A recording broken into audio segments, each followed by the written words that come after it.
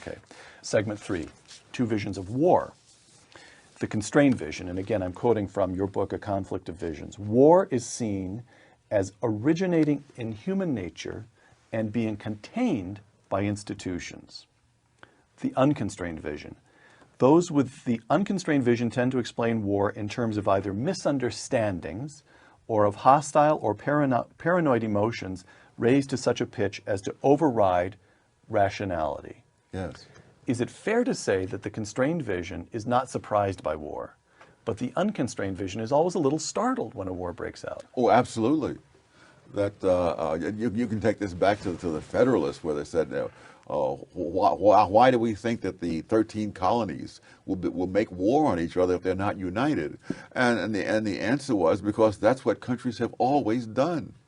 And so it's not a question of, in fact, it's not just war, it's poverty, it's crime. All those are things which people with the unconstrained vision feel needs explaining. Whereas people with a constrained vision think what needs explaining is how do we sustain peace? How do we have law and order? How do we have morality? How would you interpret then, I can't remember whether Robert Kennedy was quoting someone else or whether this was original to him or to his speechwriters. The quotation is something like, some see the world and ask why.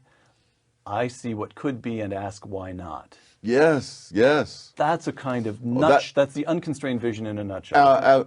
Absolutely. All right. John McCain in February 2003, quote, this is the constrained and unconstrained vision as they apply to the question of warfare.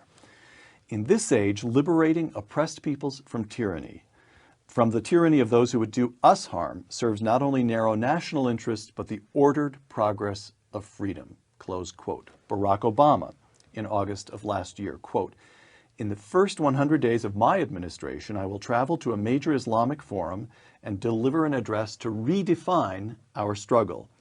I will make clear that we will stand with those who are willing to stand up for their future and that we need their efforts to defeat the prophets of hate and violence, close quote. What do you make of those two? I think Barack Obama has a lot more faith in verbal interactions than I would. That's the unconstrained vision. Oh, absolutely. You see, well, what he's proposing under the guise of change is what has been tried for 2 decades between the 2 world wars, and which failed disastrously in helping to bring on the Second World War. Well, that brings